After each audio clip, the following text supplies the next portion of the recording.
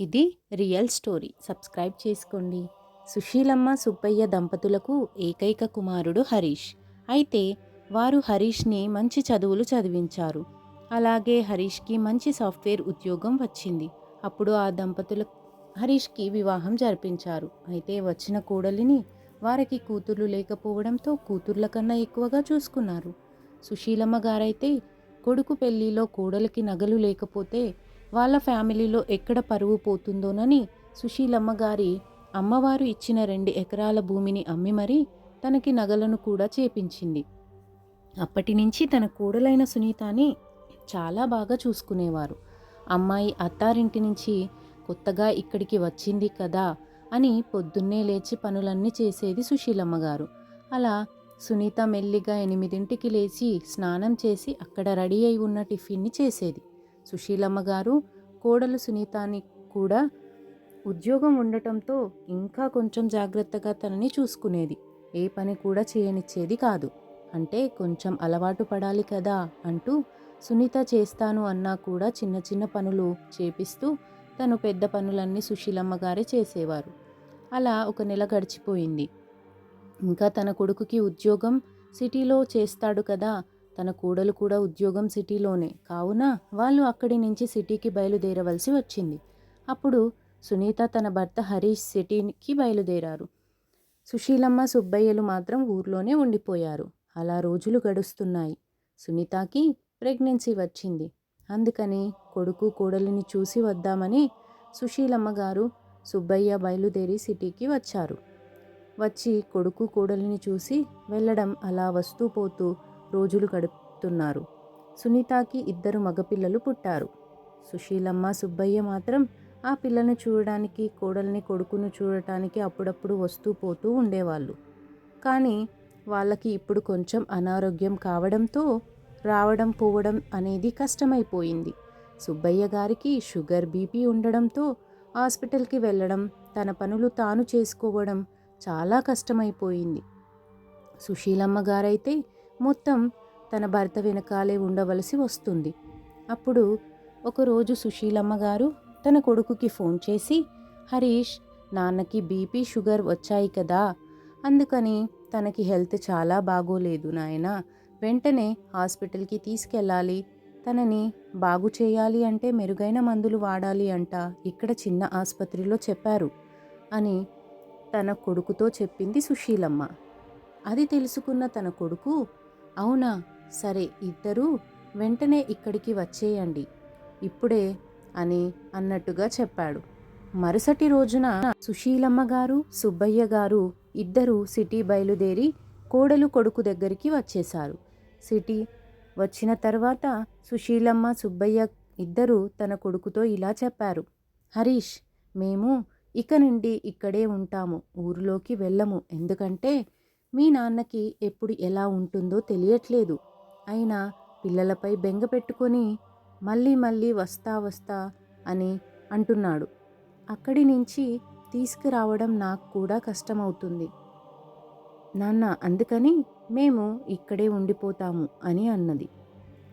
అది విన్న కోడలు మెల్లిగా హరీష్ని లోపలికి తీసుకెళ్ళి, అదేంటి, వాళ్ళు ఇక్కడ ఉండటం ఏంటి, వాళ్ళను ఫస్ట్ ఊరికి వెళ్ళమనండి అని చెప్పింది.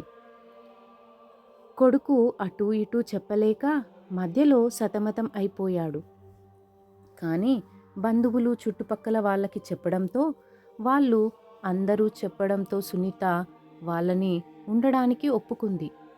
కానీ వాళ్ళ అత్తామామ ఉండడానికి మాత్రం ఒక స్టోర్ రూమ్ని ఇచ్చి అందులో ఒక చిన్న మంచం, సుబ్బయ్యకి సుశీలమ్మకి ఒక చిన్న చాప ఇచ్చి అందులో ఉండమని చెప్పింది.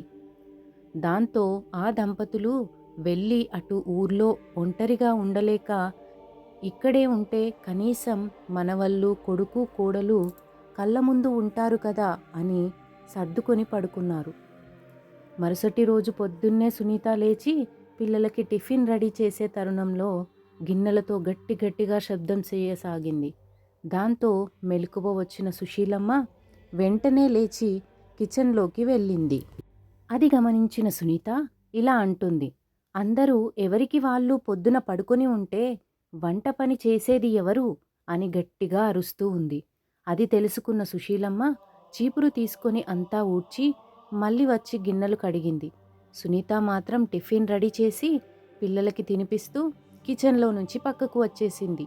అంటే సుశీలమ్మ గారు వంట చేయాలి అని చెప్పకనే చెప్పి కిచెన్ ఖాళీ చేసిందన్నమాట సునీత. నా రోజు ఇంట్లో పనులు చేస్తూ ఉంది సుశీలమ్మ. వండిపెట్టిన అన్నాన్ని వాళ్ళ భార్యాభర్తలు పిల్లలు తిన్నాకే అత్త మామకు పెట్టేది సునీత. సుశీలమ్మ గారు మాత్రం రాత్రి మిగిలింది పొద్దున, పొద్దున మిగిలింది రాత్రి అలా మాత్రమే తినాలి. లేదంటే ఆ రాకాసి అరుస్తూనే ఉంటుంది. మీరేమైనా బియ్యం తెచ్చి ఇస్తున్నారా, రోజు అన్నం పడేయటానికి అని గట్టిగా అరిచి తిడుతూ ఉంటుంది. అందుకని సుశీలమ్మ రోజు మిగిలిపోయిన చద్దన్నమే తిని ఉంటుంది. ఆ బాధ అంతా కొడుకుకు చెప్పుకోలేక తన కడుపులో దాచుకుని రోజు అలా పని మనిషిలా బ్రతుకుతుంది ఆ ఇంట్లో సుశీలమ్మ. మనవళ్ళు ఇద్దరిని చూస్తే వాళ్ళకి చాలా సంతోషంగా ఉంటుంది.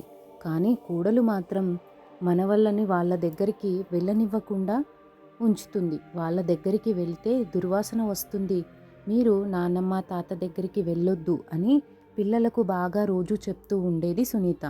దాంతో పిల్లలు ఎప్పుడు వాళ్ళు పిలిచినా దగ్గరికి వెళ్తే వాళ్ళని ఒకవేళ వెళ్ళినా వెళ్ళొద్దని కొట్టేది. అందుకని వెళ్ళాలి అని పిలిచిన వాళ్ళు భయంతో కూడా పిల్లలు వెళ్ళేవారు కాదు.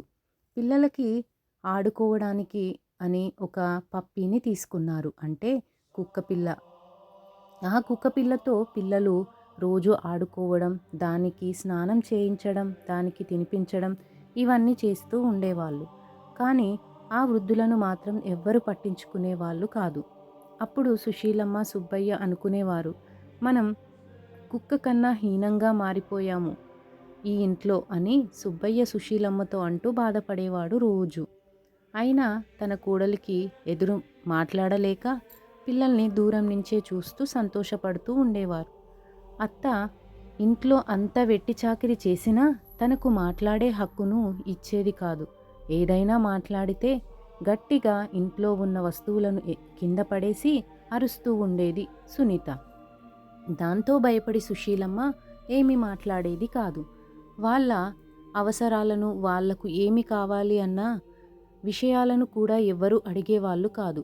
కొడుకు పొద్దుననగా ఆఫీస్కి వెళితే నైట్ వచ్చి తిని పడుకోవడం తప్ప అమ్మా నాన్న తిన్నారా, ఎలా ఉన్నారు అని పలకరించేవాడు కాదు.